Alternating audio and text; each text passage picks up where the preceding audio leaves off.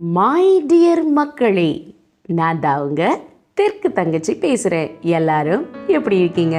நான் இங்கே ரொம்ப நலமாக இருக்கேங்க. நீங்களும் ரொம்ப சந்தோஷமாகவும் நலமாகவும் இருப்பீங்க நம்புகிறேன். இன்னைக்கு ரொம்பவே சூப்பரான ரெசிபி தாங்க பார்க்க போகிறோம். ப்ரான் ஃப்ரை, இறால் வறுவல். ஸோ இறால் வறுவல் பிடிக்காதவங்க யாராவது இருக்க முடியுமா? சின்ன குழந்தைங்கள்லேருந்து பெரியவங்க வரைக்கும் ப்ரான்ஸ் பிடிக்காதவங்க இருக்கவே முடியாது.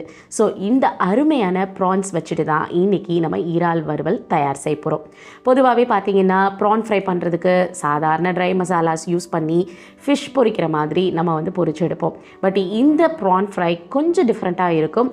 டிஃப்ரெண்ட்டான இன்க்ரீடியன்ட்ஸ் யூஸ் பண்ணி கொஞ்சம் அந்த மசாலா மாதிரி உங்களுக்கு இந்த ப்ரான் ஃப்ரை இருக்கும். ஸோ உங்கள் எல்லாருக்கும் நான் இது கண்டிப்பாக பிடிக்கும்னு சொல்லி நான் நம்புகிறேன். அண்ட் ஒன் மோர் திங், இது என்னுடைய ஹஸ்பண்டோட ஃபேவரட் ரெசிபின்னு சொல்லலாங்க. அவருக்கு இந்த இறால் வறுவல் இருந்தால் போதும், அவர் வேறு எந்த ரெசிபியுமே கேட்க மாட்டார். அவ்வளோ இஷ்டப்பட்டு அடிக்கடி செய்ய சொல்கிற ஒரு ரெசிபின்னே சொல்லலாம். ஸோ அந்த ரெசிபி தான் இன்றைக்கி உங்கள் கூட நான் ஷேர் பண்ணிக்க போகிறேன். ஸோ இந்த ரெசிபிக்கு ரொம்ப ரொம்ப சிம்பிளான இன்க்ரீடியன்ஸ் இருந்தாலே போதும். மெயினான இன்க்ரீடியன்ட் ப்ரான்ஸ் நமக்கு தேவை. மற்றதெல்லாம் குட்டி குட்டி இன்க்ரீடியன்ஸ் எல்லாரும் ஆஸ் யூஷுவல் வீட்டில் வச்சுருக்கிறது தான். ஸோ இந்த இன்க்ரீடியன்ஸ் எல்லாம் பயன்படுத்தி இந்த அருமையான இறால் வறுவல் எப்படி செய்யலான்னு பார்க்கலாமா? அதுக்கு முன்னாடி நம்ம வீடியோக்குள்ளே போகணும். ஸோ வாங்க நம்ம வீடியோக்குள்ளே போய் இது எப்படி செய்யலான்னு தெரிஞ்சுக்கலாம்.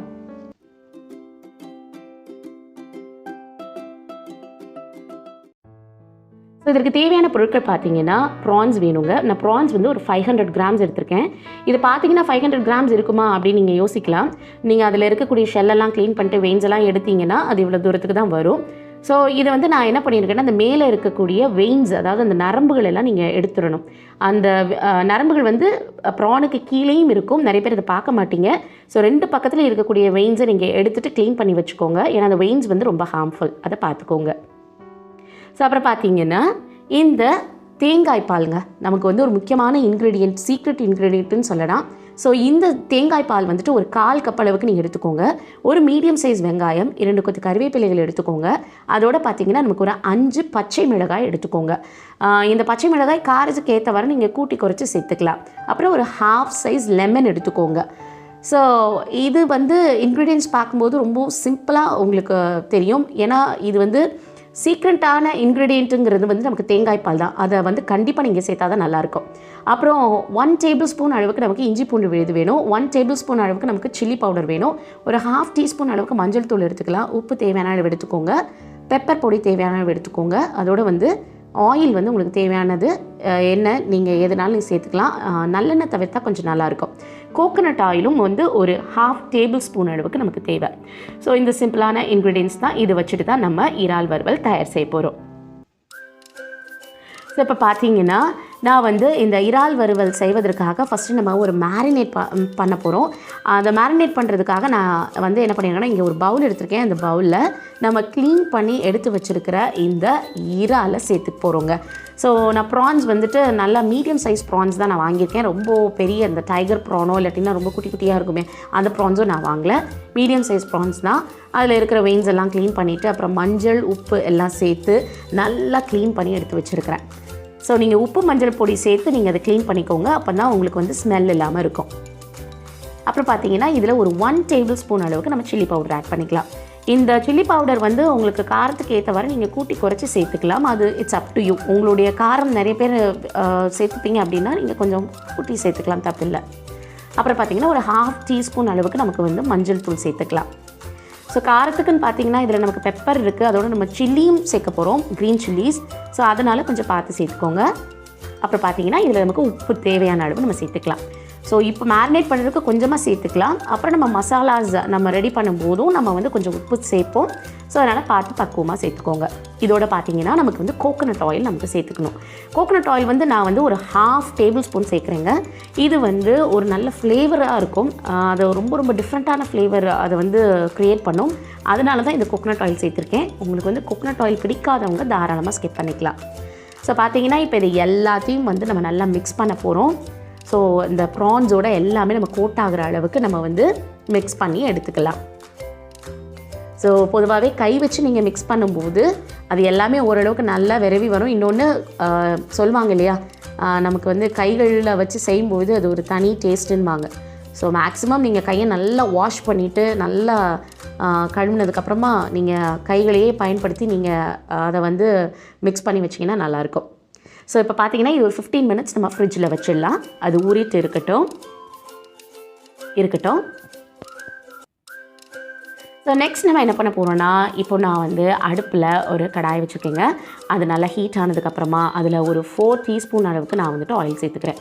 நான் ஏன் நல்லெண்ணெய் வேணாம் அப்படின்னு சொல்கிறேன்னா, உங்களுக்கு வந்து நல்லெண்ணெய் வந்து சேர்க்குறதுனால தான் நான் தப்பெல்லாம் சொல்ல மாட்டேன். ஆனால் வந்து சில பேருக்கு வந்து இந்த டேஸ்ட்டு வந்து பிடிக்காது.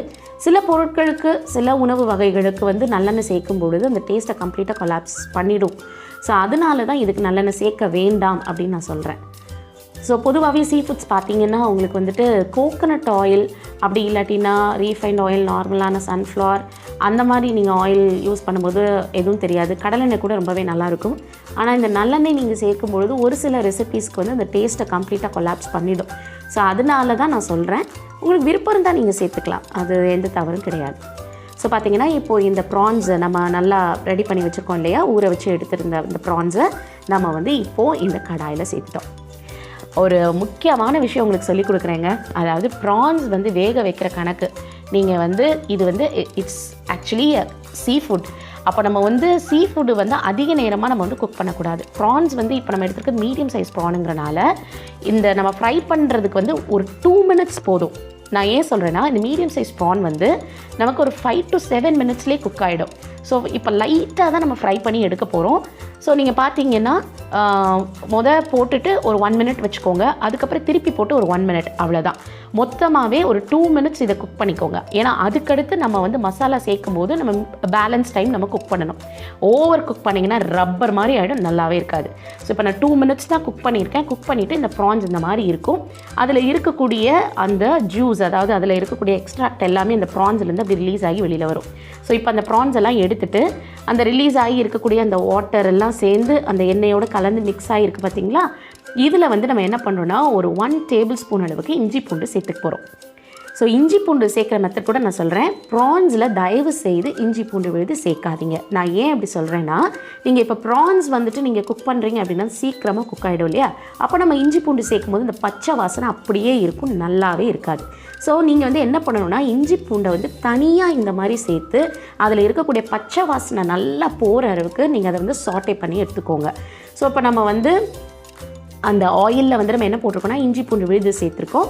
அதை சேர்த்துட்டு இப்போ நம்ம அதை நல்லா வதக்கி விடலாம். ஸோ நல்லா வதக்கி விடும்போது அதில் இருக்கக்கூடிய பச்சை வாசனை எல்லாம் நல்லாவே போயிடும்.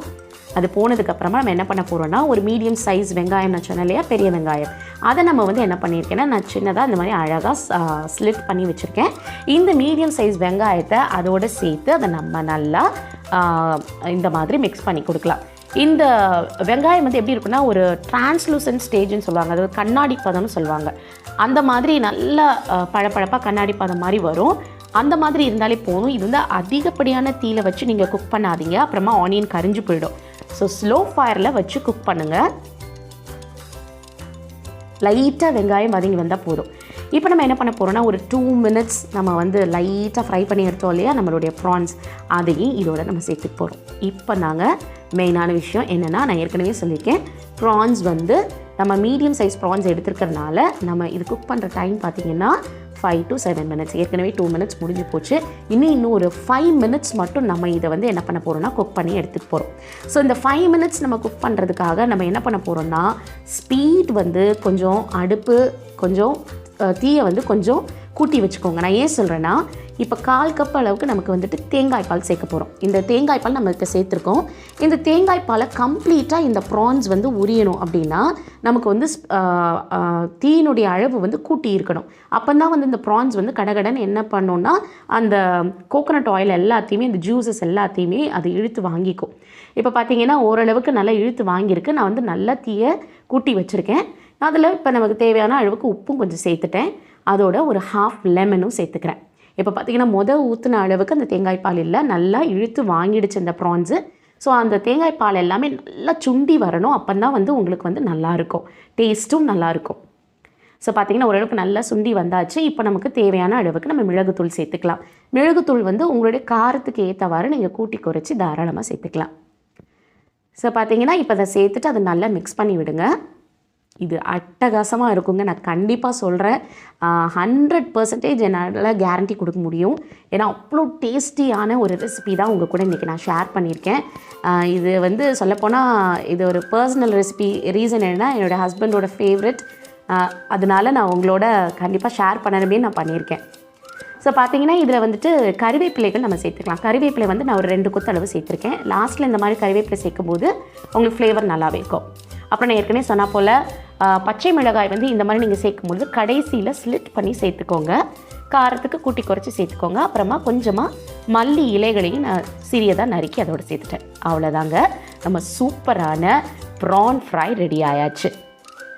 ஸோ இந்த ப்ரான் ஃப்ரை பார்த்தீங்கன்னா நீங்கள் ஒரு ஸ்டார்டராக அருமையாக உங்களால் சர்வ் பண்ண முடியும். உங்களுடைய குழந்தைங்க எல்லாமே வந்து வெறும் வாயிலே சாப்பிட்ருவாங்க. அவ்வளோ சூப்பராக இருக்கும். அது மட்டும் இல்லாமல் எல்லா விதமான வெரைட்டி ரைஸுக்கு அட்டகாசமாக இருக்குங்க. அப்புறம் பார்த்திங்கன்னா ரசம் சாதம், சாம்பார் சாதம், அப்புறமா உங்களுக்கு வந்துட்டு நீங்கள் வீட்டில் ஏதாவது குழம்பு செய்கிறீங்க அப்படின்னா அதுக்கு சைட் டிஷ் அதை வச்சு சாப்பிட்டுக்கலாம். ஸோ ரைஸ் ஐட்டமோட ரொம்ப நல்லாயிருக்கும். அதே போல் நீங்கள் ஒரு ஸ்டார்டராக கண்டிப்பாக உங்களால் சர்வ் பண்ண முடியும். ஸோ ப்ரான் ஃப்ரை, இந்த டிஃப்ரெண்ட்டான ப்ரான் ஃப்ரையை நீங்கள் ட்ரை பண்ணி பாருங்கள். உங்கள் எல்லாருக்குமே நிச்சயமாக நான் பிடிக்கும்னு நம்புகிறேன். ஸோ மக்களே, நீங்கள் உங்களுக்கு பிடிச்சதோடு இல்லாமல் நீங்கள் கண்டிப்பாக இதை செஞ்சு பார்த்துட்டு உங்களுக்கு நல்லா இருந்துச்சுன்னு சொன்னால் கண்டிப்பாக எனக்கு கமெண்ட்டில் சொல்ல மறக்காதீங்க. அப்புறம் பார்த்தீங்கன்னா அவங்களுக்கு வந்துட்டு இதை அழகாக இந்த மாதிரி கார்னிஷ் பண்ணுங்கள். லைட்டாக வந்து நான் கொஞ்சம் மல்லி இலைகளை சேர்த்து கார்னிஷ் பண்ணி நான் வந்து பிளேட்டிங் பண்ணியிருக்கேன். ஸோ நிச்சயமாக இது ரொம்ப சூப்பராக இருக்கும். ரொம்ப ரொம்ப சுவையாக இருக்குங்க. பொதுவாகவே பார்த்திங்கன்னா நம்ம எல்லாருமே வந்து ரொம்பவே பேசுவோங்க. அதிகமாக பேசும்பொழுது லூஸ் ஸ்டாக் விடுறோம் அப்படின்னு சொல்லுவாங்க. அந்த லூஸ் ஸ்டாக் அப்படிங்கிற ஒரு விஷயத்தினால நம்மளோட லைஃபு ரொம்ப ரொம்ப பேத்தட்டிக்கான சிச்சுவேஷனுக்கெலாம் போகக்கூடிய சில நிர்பந்தங்கள் ஏற்படும். ஸோ நம்மளை தேவையில்லாமல் ஜட்ஜ் பண்ணுவாங்க. ஸோ இந்த விஷயத்தெல்லாம் அவாய்ட் பண்ணுறதுக்கு ஒரு சின்ன விஷயந்தாங்க. Think before you speak. Again I am repeating, think before you speak. இந்த விஷயத்தை நம்ம கையாண்டாலே போதும். இந்த லூஸ் டாக் அப்படிங்கிற ஒரு விஷயத்தை கம்ப்ளீட்டாக நம்ம லைஃப்பை விட்டு அதை எராடிகேட் பண்ணலாம். ஸோ இந்த நோட்டோட நான் கிளம்ப வேண்டிய டைம் வந்தாச்சுங்க. இந்த வீடியோ நிச்சயமாக உங்களுக்கு பிடிச்சிருக்குன்னு நான் நம்புகிறேன். ஸோ இந்த வீடியோ உங்களுக்கு ரொம்ப பிடிச்சிருந்தா லைக் பண்ணி, ஷேர் பண்ணி, கமெண்ட் பண்ணி, மறக்காமல் தெற்கு தங்கச்சிக்கு சப்ஸ்கிரைப் பண்ணுங்கள். ஸோ இதே மாதிரி இன்னொரு வீடியோவில் உங்களை நான் மீட் பண்ணுற வரைக்கும் எப்பொழுதுமே சந்தோஷமாக இருக்கணும், சிரிச்சுக்கிட்டே இருக்கணும். Take care all. பை.